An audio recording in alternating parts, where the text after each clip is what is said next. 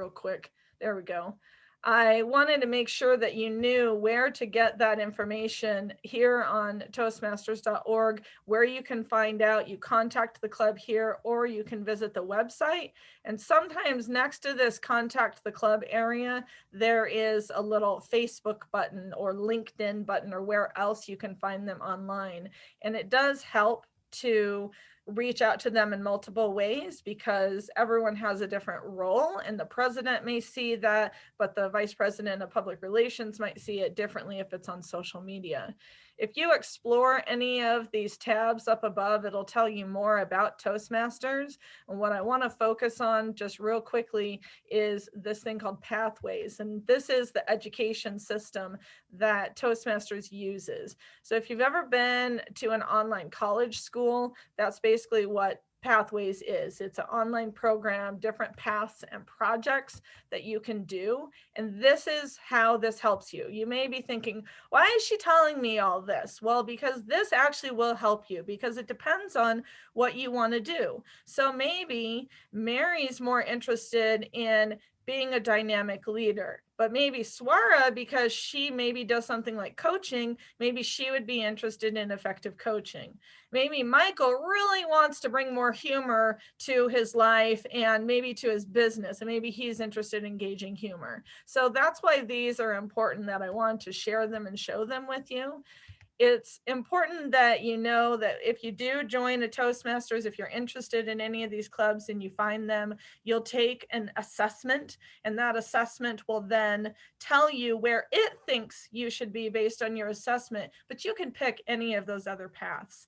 I was a part of a program before we did Pathways, and that was called the Legacy System. And it was 10 talks and 10 leadership things that you had to do.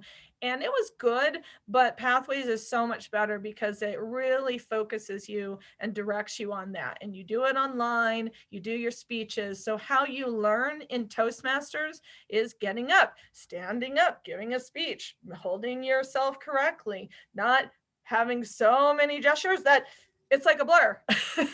You want to be able to have a gesture that connects with the audience, and you learn those type of things.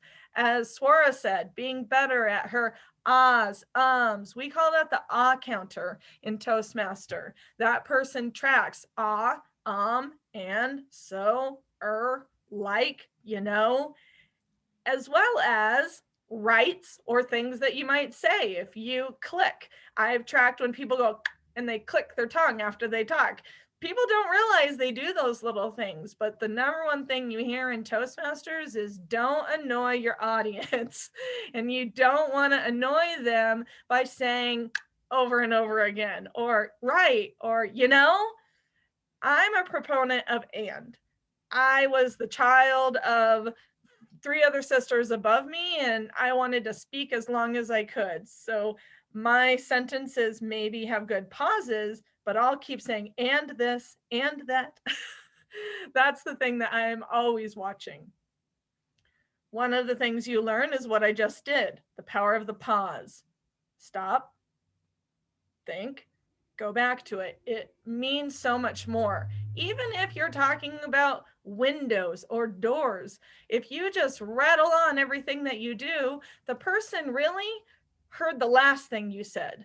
So what you said in the beginning didn't have meaning to them because they didn't hear that pause for their brain to say, this is important, have meaning. So you learn a lot about the pause in Toastmasters.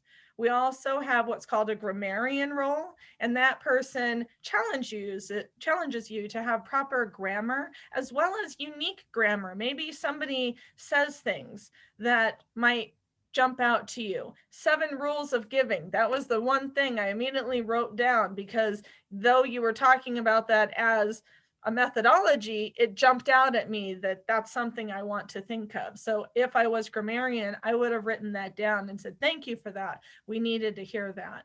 There's lots of different roles and ways you can go about it. If you so wanted to, you all here could create an abundance network or Toastmaster club. You could have your own separate meeting for abundance networkers, and the district would help you to create that club. They would have a demo meeting, and you could help to grow your Toastmaster side. Now, it would have to be something that was excuse me, that was separate from this, because the way that you do things and the way Toastmasters does things is different, but that is an option that you can have.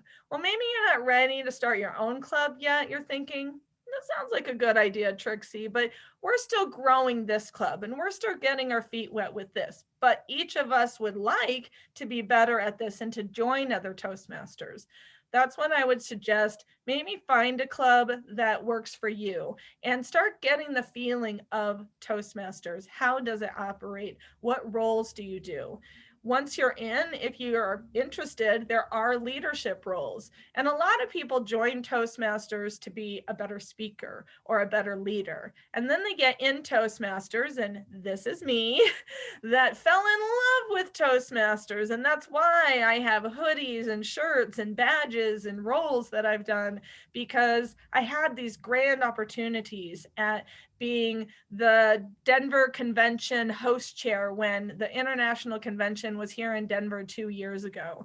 And I got to greet all these members from all around the world and show them where the meetings were and talk with them. And that was a fun role. That was something I got to do, and it helped me with one of my projects. I've also been a president of a club, and we have various roles like vice president of public relations, a sergeant at arms, which is the person that opens the meeting and closes the meeting. We have various different roles such as membership and treasurer. And these are things that, again, learning these roles and even how they function in other Toastmasters, I think would really help abundance networkers, because you may decide that, hey, this was a great idea. Maybe we want to have a membership chair. Maybe we'd like to have a treasurer in this club when we do go back to collecting dues. Maybe we want to have someone who always is opening the meeting. These are things that you start learning and adapting over here in Toastmasters that you can start bringing to your own life. And that's what's so exciting. There's so much that I could tell you and share with you and show you.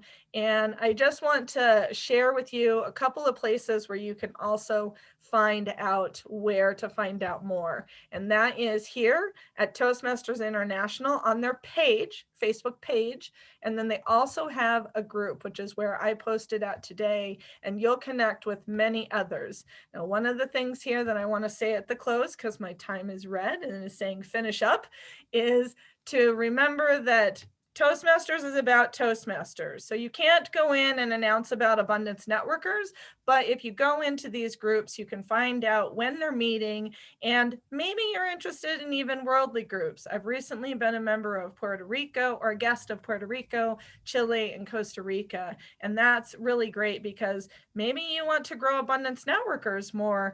Being in these clubs, visiting them, it's a way of marketing without marketing. Maybe that is something that might help you. If you have any questions, I'm here for you. And I just encourage you all to do what it takes to find what works for you. Maybe Toastmasters doesn't work, but there's so many organizations here in Colorado and all over the globe that you can find. Do something to help you, and you'll definitely help others. And one last note, March is Colon Cancer Awareness Month, so wear blue for colon cancer awareness. Thank you so much for having me. Bye-bye, everyone. Thank you. Yes, let me